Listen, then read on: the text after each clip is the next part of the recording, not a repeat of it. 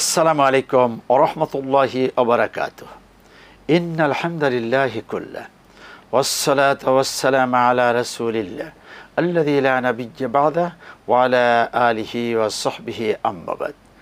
সুপ্রিয় দর্শক, আপনাদের প্রাণপ্রিয় অনুষ্ঠান ইসলামী সওয়াল ও জবাব লাইভ অনুষ্ঠান থেকে সকলকে জানাচ্ছি আন্তরিক মোবারকবাদ। বন্ধুগণ, আপনারা যে কোনো বিষয়ে জানার উদ্দেশ্যে প্রশ্ন করবেন। প্রশ্নগুলো জ্ঞান গর্ব হওয়া চাই এবং বর্তমান প্রেক্ষাপটে কোন কোন প্রশ্ন করলে আপনাদের জন্য সকলের জন্য ভালো হয় এমনটি চিন্তা করে প্রশ্ন লিখুন। এরপরে সহজেই যাতে আপনি প্রশ্ন করতে পারেন, আমরা জবাব দিতে পারি। আপনার টেলিভিশনের সাউন্ডটা কমিয়ে রাখবেন ইনশাআল্লাহ। আজকে প্রশ্নের জবাব দিবেন বিশ্ববরণ্য আলেমে দ্বীন ফজিলতুল শেখ আল্লামা সৈয়দ কামাল উদ্দিন জফরি। আসসালামু আলাইকুম ওয়া রাহমাতুল্লাহি ওয়া বারাকাতুহু। ওয়া আলাইকুম আসসালাম ওয়া রাহমাতুল্লাহি ওয়া বারাকাতুহু। শেখ আহলান ওয়া সাহলান। আলহামদুলিল্লাহ, আপনি ভালো আছেন? জি আলহামদুলিল্লাহ আলহামদুলিল্লাহ। আল্লাহ। বন্ধুগণ, কথা বলছি আমি ডক্টর শহীদুল ইসলাম বারাকাতি। আসুন আপনাদের সাথেই কথা বলি।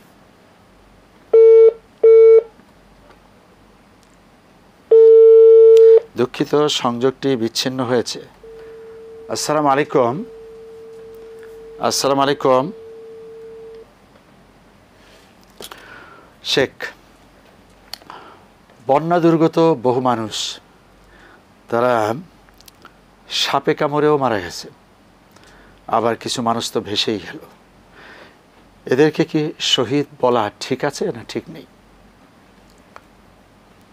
আলহামদুলিল্লাহ ওয়াসসালাতু ওয়াসসালামু আলা রাসূলিল্লাহ ওয়া আলা আলিহি ওয়া সাহবিহি ওয়া মান ওয়ালাহু ওয়া বা'দ। আজকে বন্যা দুর্গত হয়ে অনেকেই প্রাণ ত্যাগ করেছেন।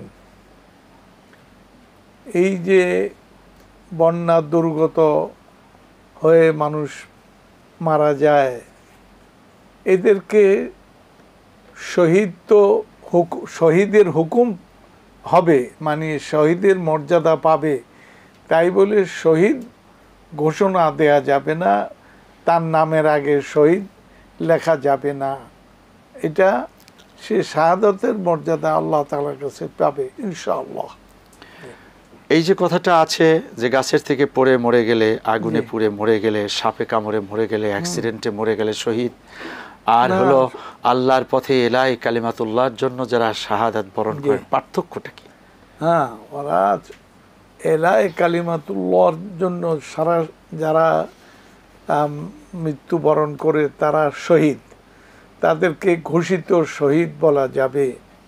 বাকিদেরকে শহীদের শাহাদাতের মর্যাদা পাবে, তবে শহীদ ঘোষণা দেয়া যাবে না। জি ইনশাআল্লাহ। এক্ষেত্রে আগুনে পুড়ে অথবা বন্যায় ডুবে কোনো অন্য ধর্মের ভাই বোন যদি মারা যায়, তাদের ব্যাপারে কি হবে? না, সেটা না, সেটা মানুষ হিসাবে মারা গেছে, আমরা দুঃখ প্রকাশ করব, তাই বলে শহীদ বলা যাবে না। কারণ শহীদের জন্য পূর্ব শর্ত হলো ঈমান, লা ইলাহা ইল্লাল্লাহ মুহাম্মাদুর রাসূলুল্লাহ।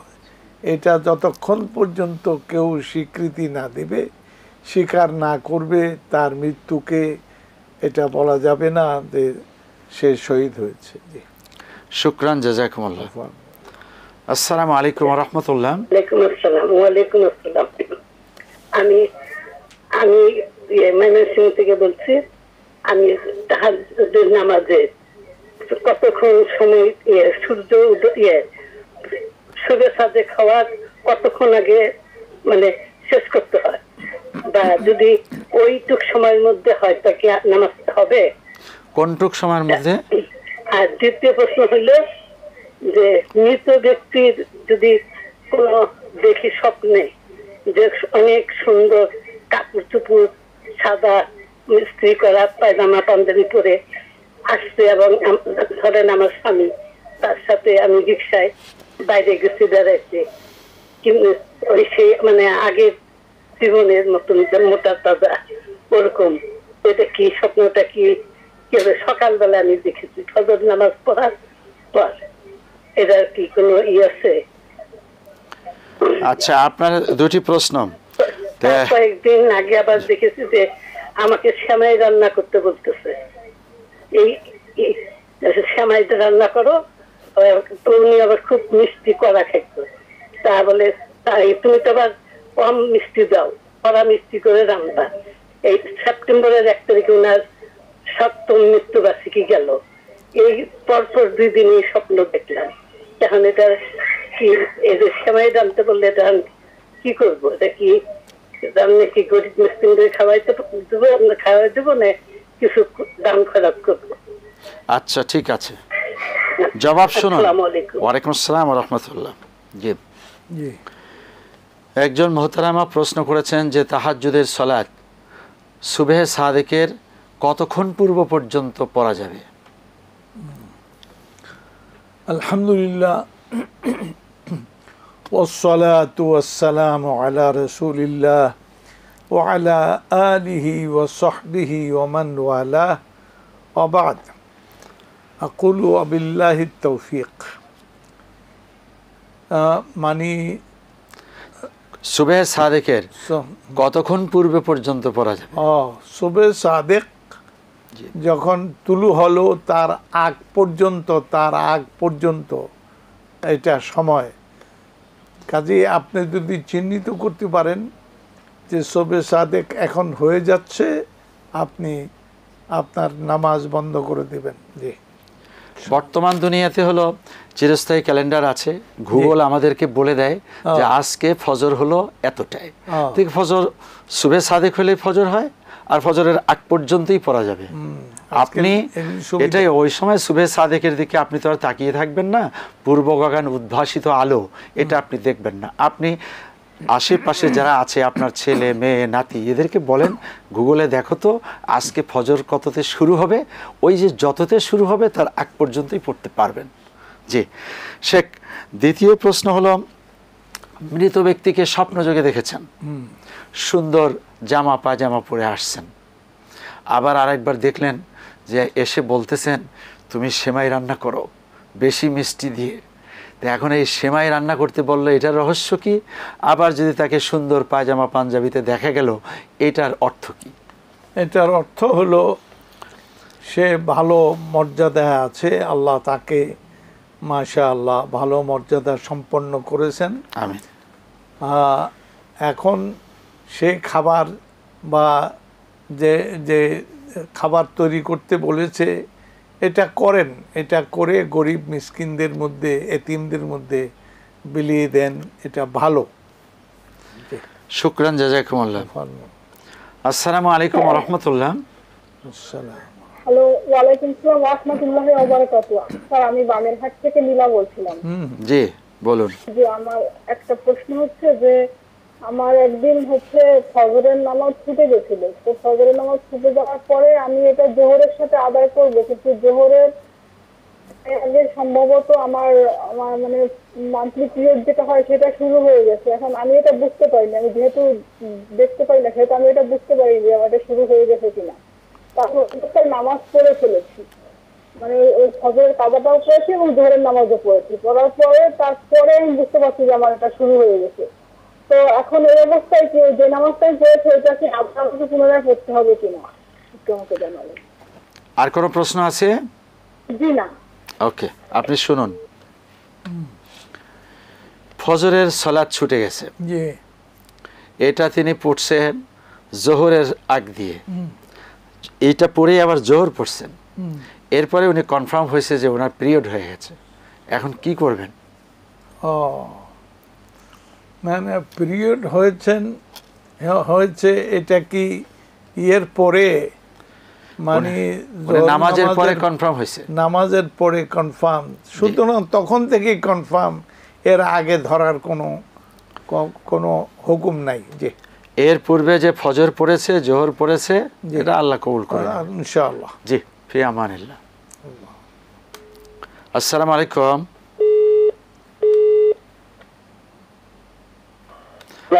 ওয়ালাইকুম আসসালাম ওয়া রাহমাতুল্লাহ। জি প্রশ্ন করুন।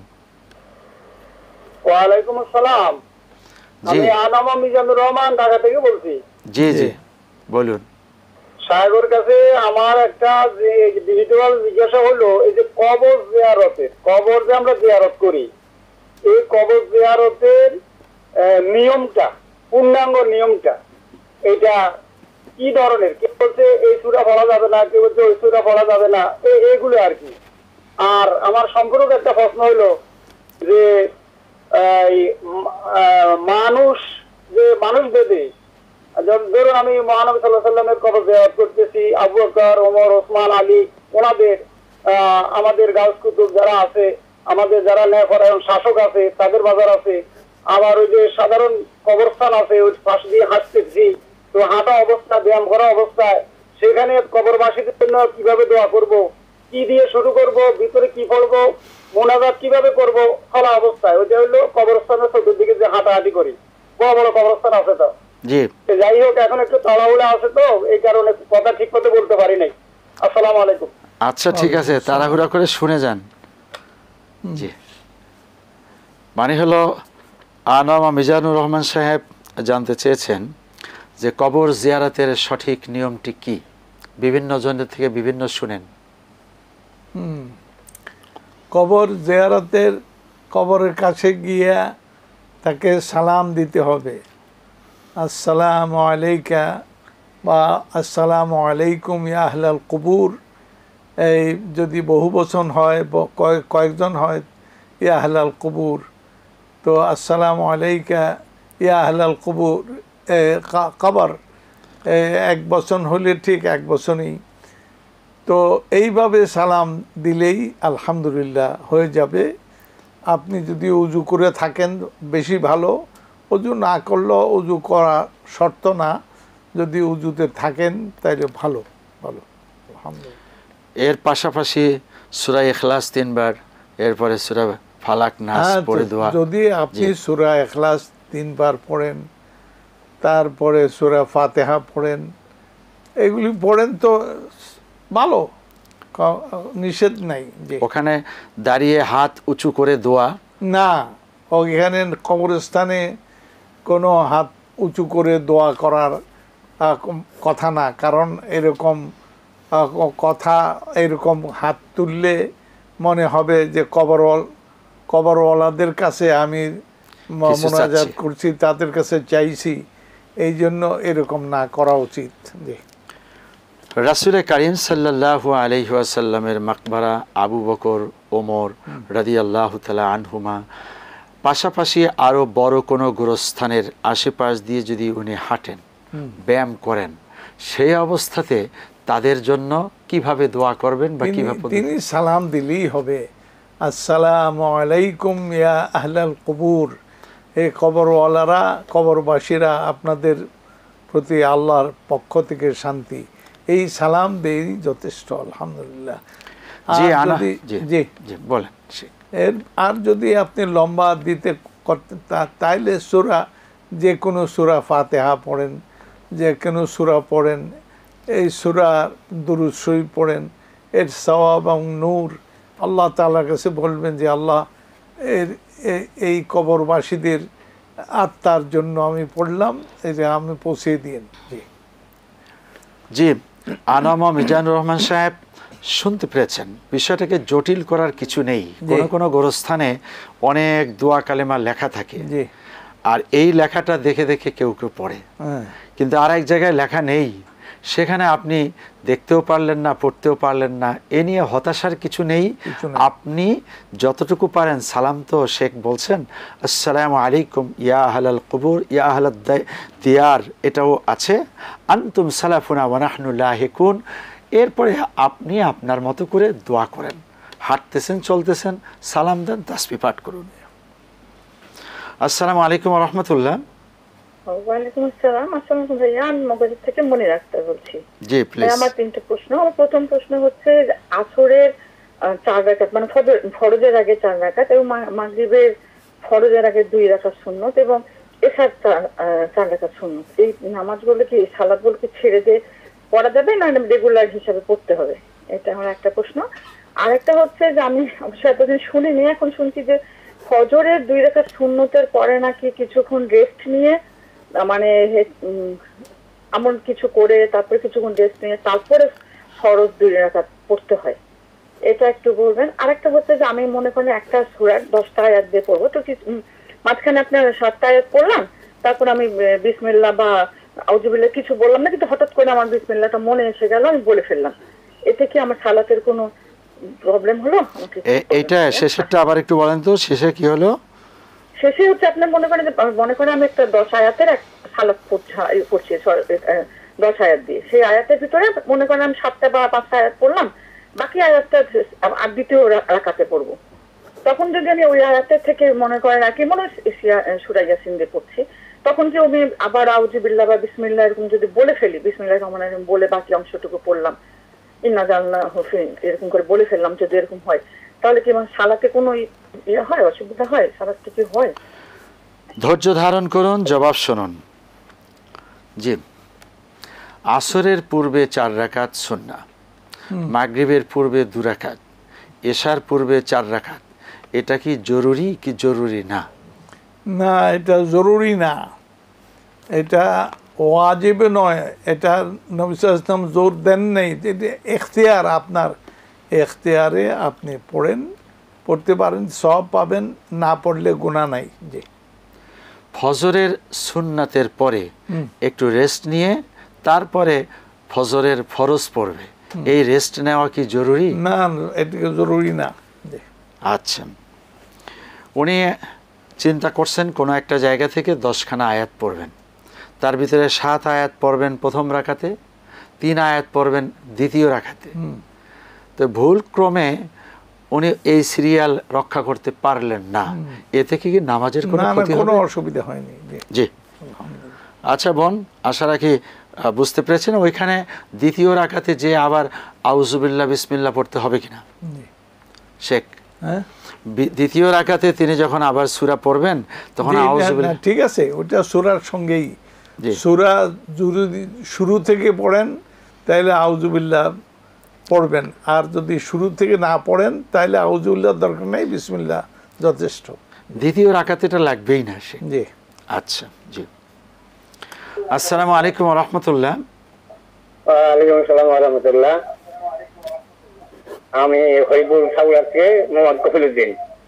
জি, আমি আমার ব্যক্তিগত একটা প্রশ্ন করব, সেটা হলো আমি ওই বালতিতে পানি নিয়ে গোসল করি, তো আমি ওই যে মগ দিয়ে পানি গায়ে ঢালি, তো গায়ের সেই পানি তো সেটা ওই আপনার বালতির ভিতরে যায়, যে বালতির ভিতরে যায়, আপনার শরীরে যে থাকবে কিনা? আচ্ছা, হ্যাঁ বলেন, মানে এটা গোসল হচ্ছে কি হচ্ছে না? আমি হরিপুর সাগর থেকে বলছি। ওকে, আর কোনো প্রশ্ন? না, আর কোনো প্রশ্ন নেই। হ্যাঁ, জবাব শুনুন। যে আপনার গোসল হবে, তবে যদি বেশি ছিটা যায় তাহলে মকরু হবে, এটা মনে রাখতে হবে। এখানে গোসল করলে মায়ে মুস্তামাল, যে পানিটা ব্যবহার করলেন সেটাকে আবার ব্যবহার করার হুকুম নাই। তো এটা যদি আবার আপনার বালতির মধ্যে পড়ে আবার ওখান থেকে পানি নিয়ে আবার ঢালেন, তাহলে বেশি হলে মকরু হবে, আর তা না হলে একা সেটা গেল কিছু, এটা কোনো অসুবিধা নাই। জি, আপনার গোসল হয়ে যাবে। জি, জি। আসসালামু আলাইকুম। আসসালামু আলাইকুম। জি, ওয়ালাইকুম আসসালাম ওয়া রাহমাতুল্লাহ। বলুন। শোনা যাচ্ছে? শোনা যাচ্ছে, জি। হুজুর, ওই যে আমার আর কি দুই তিনটা প্রশ্ন। একটা হলো মানে আমার আর কি মানুষের জীবন তো খালি সুখ থাকে না, দুঃখ ওষুধ বিসুখের নিয়ে, কিন্তু এমন কিছু কিছু সময় আসে যখন মানে নামাজ কালাম সবকিছু করার পরেও দেওয়ালে যখন পিঠ থেকে দেয়, তখন আমি ওই যে একটা পাইছি মুসলিম শরীফের রেফারেন্স দেওয়া আছে, আর নাম্বার ওই হাদিস সংখ্যাটা পেয়েছে দেওয়া আছে, আমার মনে নাই। তো নবী করিম সাল্লাল্লাহু আলাইহি ওয়াসাল্লাম উনি এই দোয়াটা নাকি লিখে বলতেন, ইন্না লিল্লাহি ওয়া ইন্না ইলাইহি রাজিউন, আল্লাহুম্মা আজুরনি ফি মুসিবাতি ওয়া আখলিফ লি খাইরাম মিনহা। এটা বলি। তারপরে আপনার ওই যে এখন ইদানিং কয়েকদিন আগে আমার ওই যে কি বললেন ইউরো সার্জারি ডাক্তারের কাছে গেছি, আমার পা প্যারালাইজ দিচ্ছি, এমআরআই করা লাগবে। জি মা, আপনি আসলে লম্বা না করে প্রশ্ন করুন। মানে শিফা হিসাবে কোন এটা সবচেয়ে ভালো? জি ওদের আরেকটা আছে তো একটা প্রশ্ন, ছোট্ট করে কয়েন। নাম আর কি, হ্যাঁ নাম হলো নাইমুল হক গালিব, সামজিদা হক আনজিল, রওশন আক্তার। এই নামগুলো কি ঠিক আছে? আর আপনি ভালো। আচ্ছা আচ্ছা আচ্ছা আচ্ছা ঠিক আছে। আসসালামু আলাইকুম। ওয়ালাইকুম আসসালাম ওয়া রাহমাতুল্লাহ। অসুস্থ বেশি থাকেন, এ কারণে উনি কোনো একটা কিতাব থেকে পেয়েছেন আল্লাহুম্মা আজিরনি মিন মুসিবতি, এই দোয়া পাঠ করা কি ঠিক আছে না ঠিক নেই? এটা ভালো, খারাপ না। এই ধরনের দোয়া বাংলায় পড়েন অথবা আরবিতে পড়েন তো ঠিক আছে, চলো। আচ্ছা, এরপরে কয়েকটা নামের কথা বলছে। হ্যাঁ, নাইম, তারপর রওশন আক্তার, এই নামগুলির অর্থের ব্যাপারে তো আমরা বলি যে এগুলো নিকটতম কোনো একজন ফকির কাছ থেকে ভালো করে জেনে নেন। আর ডিকশনারি আবার এখন একটু মোবাইলে ক্লিক করলেই এগুলা অর্থ বেরিয়ে আসে ঘট করে, তা সেই পদ্ধতিতে আপনি জেনে নেন নামের অর্থ। আপনার এতগুলো নাম লিখেও সারতে পারিনি, আপনি এগুলো আশেপাশে যারা মোবাইল টিপাটিপি করছে ওদেরকে বলুন, দেখবেন যে ওই মুহূর্তেই ভিতর থেকে চলে আসবে নামের অর্থ কি, এভাবে আপনারা জেনে নেন। জি, আসসালামু আলাইকুম ওয়া রাহমাতুল্লাহ। ওয়ালাইকুম আসসালাম। হুজুর, আমার তিনটি প্রশ্ন। বলুন। হুজুর, আমাদের এখানে আজান, ফজর আজান শেষ হইতে আধা ঘন্টা সময় লাগে। একটা আজান শেষ হলে আমি বাথরুমে চলে যাই, বাথরুমে সময় লাগে ওকে তৈরি করতে, দাঁত করতে। আমি আজানের সময় বাথরুমে গেলে কি এই হবে, পাপ হবে? একটা প্রশ্ন। আর 2 নম্বর প্রশ্ন হলো আয়াতুল কুরসি হবে আরোদা আছে, আরোদা আছে, কোনটা হবে? আরোদা হবে না আরোদা হবে? এটা বুঝি নাই, আয়াতুল কুরসি কি? হ্যাঁ কি বললেন এটা? আয়াতুল কুরসি দোয়াটার মধ্যে আরোদা হবে না আরোদা হবে? এটা 2 নম্বর। সামাওয়াতি ওয়াল আরদি, এরকম? হ্যাঁ হ্যাঁ, সামাওয়াতি ওয়াসিয়া কুরসিয়ুহুস সামাওয়াতি ওয়াল আরদি, এটা আপনি জানতে চাচ্ছেন? এটা তো কোরআন শরীফ দেখে নেবেন। আচ্ছা, এখন শুনেন, জবাব শুনুন। জি, আজান শুনে শুনে উনি বাথরুমে গেলেন, এটায় কোনো অসুবিধা আছে কিনা? আজানের সময় বাথরুমে যাওয়া?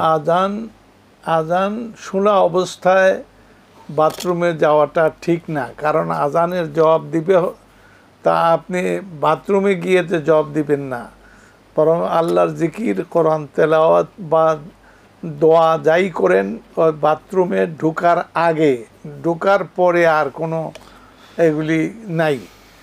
তো সুতরাং এই আগেই করতে হবে যথাসময়। দিয়ে উনি বাথরুমে গেলে একটু সময় বেশি লাগে, সে কারণে দেরি করে গেলে তাহলে নামাজের টাইমই নষ্ট হয়ে যাবে।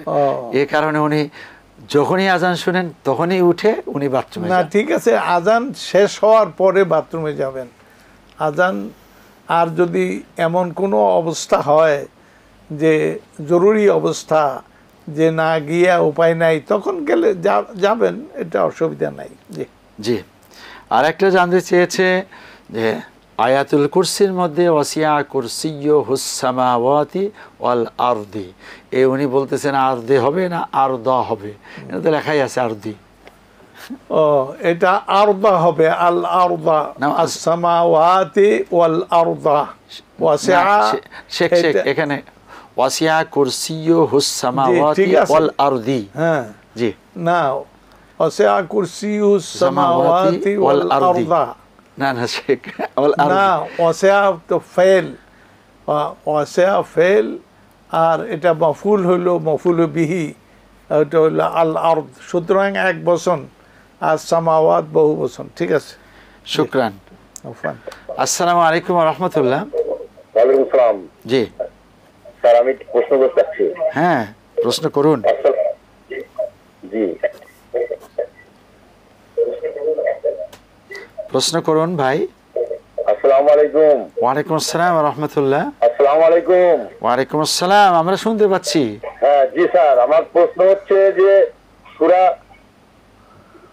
বাকারার নামকরণটা কি সেই গাভীর জন্য হলো, যে মুসা আলাইহিস সালামের উপর একটা দোষ দিল একজন ব্যক্তি, এক রাজা, সে ব্যক্তি সেই একটা মানুষকে খুন করলো, তা আল্লাহ পাক যে দেখাইলো যে কে খুনি, সেই গাভী জবাই করে সেই 3 বার জবাই করলো ইহুদিদের কথা মতো। তারপরে সেই গাভী সেই রানের মাংস দিয়ে সেই মৃত ব্যক্তির মুখে আঘাত করার পর সে মৃত ব্যক্তি বলল যে হে আমার ভাতিজা আমাকে খুন করেছে। এই কাহিনীটা আমি জানতে চাচ্ছি। আপনার আর কোনো প্রশ্ন আছে? আরেকটা ছোট্ট প্রশ্ন হচ্ছে, হ্যাঁ, ছোট্ট প্রশ্ন করেন। টাকা বুনে জানতে পারলাম গত শুক্রবারে হুজুর কইল যে তোমার সন্তান এবং তোমার স্ত্রী তোমার জন্য শত্রু এবং পরীক্ষা স্বরূপ। হ্যাঁ, তাহলে এই প্রেক্ষাপটে স্ত্রী এবং সন্তান যে আমাদের জন্য শত্রু, সূরা তাকাবুনে এটা আছে আয়াত, এই বিসমিল্লাহির ইয়া আমানু, ইয়া আইয়ুহাল আমানু, ইয়া আইয়ুহাল্লাযীনা আমানু। এইটাতে জানতে চাচ্ছিলাম। জি, আর হচ্ছে না ঠিক আছে, এখন আপনি জবাব শুনুন। আর একটা জিনিস হচ্ছে যে ইন্না লিল্লাহি ইন্না লিল্লাহি ওয়া ইন্না রাজিউন। জি, কি বলতে চাচ্ছেন? এটা কি আপনার বেশি বেশি করে দোয়া বিপদের সময় করতে হবে না? লা বিসমিল্লাহির রহিম, যে লা ইলাহা ইল্লা আনতা সুবহানাকা ইন্নী কুনতু মিনাজ জালিমিন। আর এখানে যে এই ব্যাকরণটা, এই যে আমরা ব্যাকরণটা পাইলাম ইন্নী এবং কুনতু মিনাজ জালিমিন, লিখার যে গুণনা, এই ব্যাকরণটা কিভাবে আসলো? আচ্ছা ঠিক আছে, আপনি জবাব শুনুন। জবাব। আসসালাম ওয়ালাইকুম আসসালাম। এই প্রশ্ন উনি তো কাহিনী জানতে চেয়েছে, এখন আমাদের কাহিনী বলার তো সময় এখানে না। এখানে সংক্ষেপে সূরা আল বাকারাহ এর নামকরণ কি ওই গাভীকে কেন্দ্র করে হয়েছে? না, বাকারা এই সূরার মধ্যে এই শব্দটা আছে, বাকারা, এই জন্য আল বাকারা হয়েছে। তাসবাহু বাকারা। জি জি, আচ্ছা, নামকরণটা জানলেন। এরপরে উনি জানতে চেয়েছিল যে 3 বার করে গাভী জবেহ করা হলো, সেখান থেকে একটা রান নিয়ে ওই ব্যক্তির মুখের মধ্যে আঘাত করা হলো। ব্যক্তি সেটা শুনে তারপরে উনি মৃত অবস্থাতেই আবার জবাব দিলেন। এই যে কথাগুলো কি ঠিক? এগুলি ঠিক না। জি, আচ্ছা, 2 নাম্বার হলো যে সূরা তাগাবুনের ভিতরে আছে তোমার স্ত্রী তোমার সন্তান এরা তোমার শত্রু, এটার অর্থ কি? না, শত্রু বলে এটা সাবধান করা হচ্ছে, কারণ এদের যে হকুক আছে, রাইটস, এই হকুক আদায় করতে হবে, তাদের তালিম তরবিয়ত করতে হবে, তাদেরকে দিনের আলোকে প্রশিক্ষণ দিতে হবে, তাহলে এরা আপনার জন্য বন্ধু হলেন। আর যদি তা না হয় তাহলে শত্রু হয়ে যাবে, কারণ এরা তো দোয়া করতে জানবে না, এটা আপনার কল্যাণের জন্য কিছু করার সেগুলি জানবে না। কাজেই সেই না জানার কারণেই এটাকে তার আচরণটা শত্রুর মতো হয়ে গেল। যে সাবধান, সবসময় শত্রু না, ভালো করলে বন্ধু, মন্দ করলে শত্রু। জি, ইন্না লিল্লাহি ওয়া ইন্না ইলাইহি রাজিউন, লা ইলাহা ইল্লা আনতা সুবহানাকা ইন্নী কুনতু। এই যে কুনতুর গুন্না, তারপরে ইন্নার গুন্না, এইটার গ্রামাটিক্যাল ব্যাখ্যাটা কি? এই গুন্না কি জরুরি? এটা গুন্না মানে গুনগুন করা, এটা একটু টাইট করা। সুতরাং যেইভাবে কোরআনে কারিমে এইভাবে আসছে, উচ্চারণটা সেইভাবে হওয়া এটা উচিত। জি, আর ইন্নি কুনতু এটা গুন্না না, এটা একফা। এটা কুনতু নুনের কি অংশ বিশেষ আপনি গোপন করলেন, এই জন্য কয় একফা, আর ওটা হলো গুন্না। জি জি, শুকরান। আসসালামু আলাইকুম ওয়া রাহমাতুল্লাহ। ওয়ালাইকুম আসসালাম। জি হুজুর, আমার 2টো প্রশ্ন আছে। বলুন। 1 নম্বরে হলো দাঁড়াইয়া উযু করলে কি সেই উযুটা হবে? আচ্ছা। দ্বিতীয় প্রশ্ন হলো, আমার আম্মা মারা গেছে 3 মাস।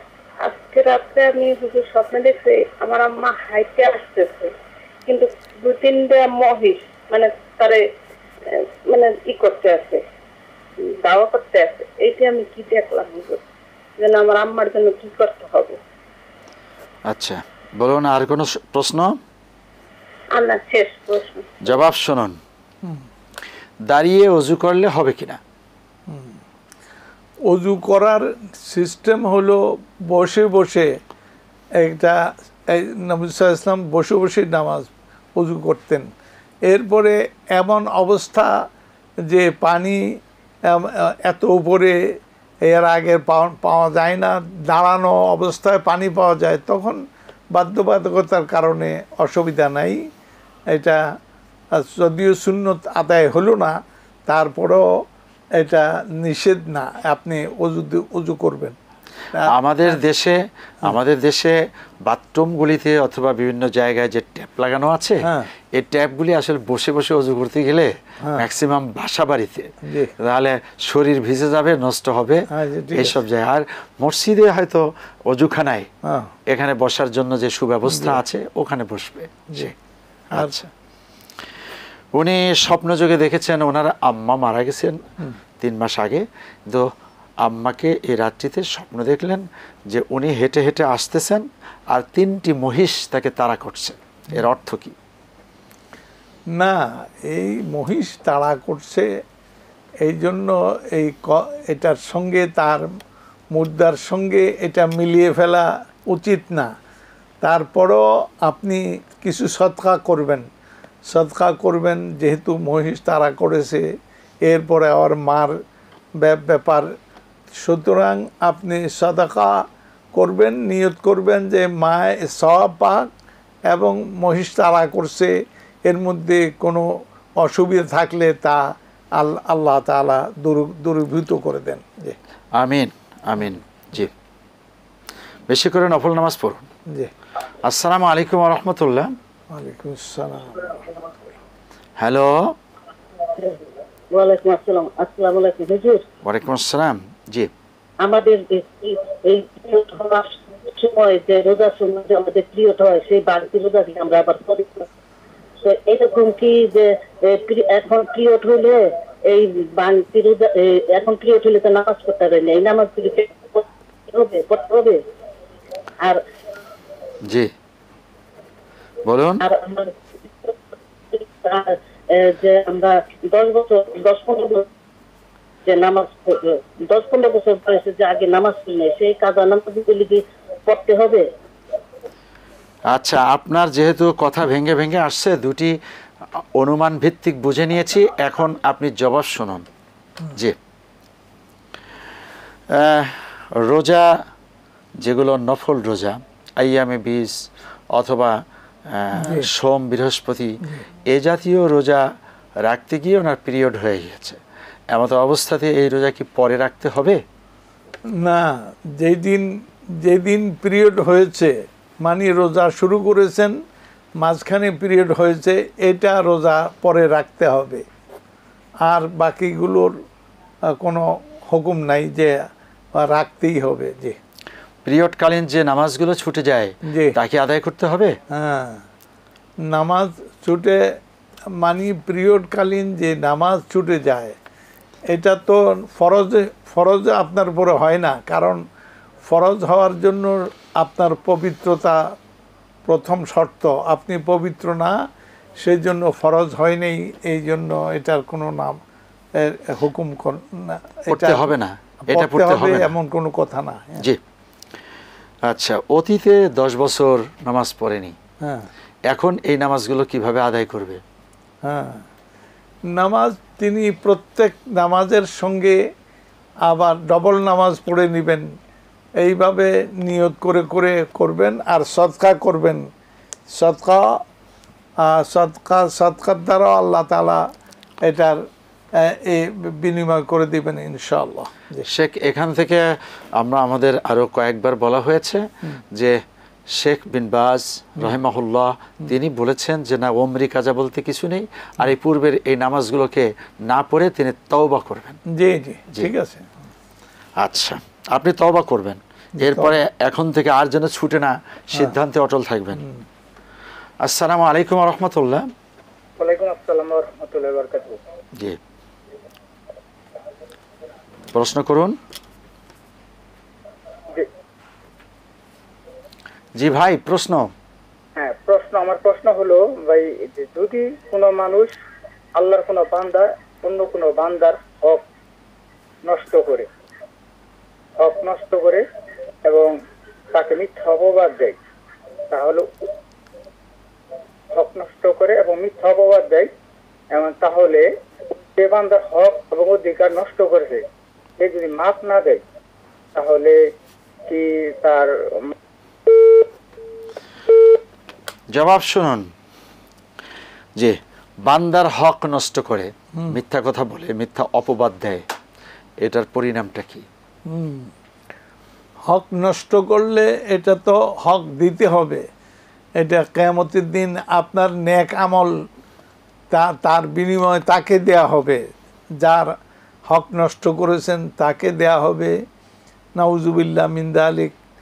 এরপর আর কি? মানে মিথ্যা অপবাদ দেয় অন্য মানুষের ব্যাপারে। মিথ্যা অপবাদ দেয়া এটাও জঘন্য অপরাধ। এই অপরাধ যদি সে মাফ না করে কিয়ামতের দিন তার সামনাসামনি হতে হবে। সে যদি মাফ করে তাহলে মাফ না করলে জাহান্নামে যেতে হবে। নাউজুবিল্লাহ, নির্দিষ্ট সময় পর্যন্ত জাহান্নামের শাস্তি তার ভোগ করতে হবে। জি, আসসালামু আলাইকুম ওয়া রাহমাতুল্লাহ। হ্যাঁ, প্রশ্ন করুন। ওয়ালাইকুম আসসালাম। জি, আমার একটি প্রশ্ন। বলুন, প্রশ্ন করুন, সময় নেই আমাদের। আমার প্রশ্ন হলো যে কোরআন শরীফে মনে করে সূরা বাকারা বললেন, তারপরে শেষে ধরেন সূরা মুজাম্মিল বললাম, পরে আমার খতমে পড়ে বাকারা একটু শর্ট আছে, তারপরে যখন আমার পরে আমার অন্যান্য সূরা পড়ে আলাদা সময় থাকলে তখন আমি খতমের এই সূরা বাকারার দিকে কিংবা নিসার দিকে যে বললাম, তার কি পড়া যাবে? বাকারা পড়েছেন, তারপরে মুজাম্মিল পড়েছেন, তারপরে কি হলো? জবাব শুনুন। কি হয়েছে? উনি কোরআন শরীফ পড়ছেন, সেখানে সূরা বাকারা পড়লেন, পরে আবার সূরা মুজাম্মিল পড়লেন, সেখানে যে আবার কিছুটা ভুল ভ্রান্তি হওয়ার কারণে এগুতে পারছেন না, আবার তিনি বাকারা থেকে পড়লেন। এতে কোনো সমস্যা আছে কিনা? না, কি সমস্যা? আপনি কোরআন শরীফের যেখান থেকে পারবেন সেখান থেকে পড়বেন। জি, প্রিয় দর্শক, আজকে আমরা যা শুনেছি অনেক মাসালা, তার উপরে আমল করব। পাশাপাশি জীবনকে সমৃদ্ধ ও দেশকে সুন্দর করার জন্য প্রত্যেকে আমরা নীতির উপরে অটল থাকব। এখন সামনে আসতেছে রবিউল আউয়াল। রাসূল করিম সাল্লাল্লাহু আলাইহি ওয়াসাল্লামের জীবনটা হলো আদর্শ। আমরা এই আদর্শকে তিলে তিলে মানার চেষ্টা করব। আজকে আমাদের প্রতিবেশী বা নিকটতম লোকজন যেভাবে বন্যা কবলিত হয়ে আক্রান্ত হয়েছেন, পানি নেমে গেলেও কিন্তু সেখানে আছে একটি বিভৎস অবস্থা। কারো বাড়িঘর গলে গেছে, কারোটা পচে গেছে, কোনো লাশ ভাসতেছে, আবার লাশ দাফন করার ব্যবস্থা নেই, আবার নতুন করে ঘরে বসবাস করবেন। এমতো অবস্থাতে আমাদের দায়িত্ব, কর্তব্য হলো আমরা যে যতটুকু পারি, যেভাবে পারি, সাধ্যমতো সাহায্য সহযোগিতা নিয়ে এগিয়ে আসি। আল্লাহ সে তৌফিক আমাদের সকলকে দান করুন, এবং আমরা যাতে কোনোভাবেই বিপদগ্রস্ত না হই সে লক্ষ্যে বেশি করে আল্লাহর কাছে তওবা করা, ইস্তেগফার করা, দোয়া করা, এবং প্রতিবেশীর হক আদায় করার ক্ষেত্রে অন্যায় করছে, সেই অন্যায়টা জুলুম হচ্ছে এমনটি যাতে না করি। শেখ, আপনাকে অনেক ধন্যবাদ। বন্ধুগণ, আজকে এ পর্যন্ত। আসসালামু আলাইকুম ওয়া রাহমাতুল্লাহি ওয়া বারাকাতুহু। ওয়া আলাইকুম আসসালাম ওয়া রাহমাতুল্লাহ।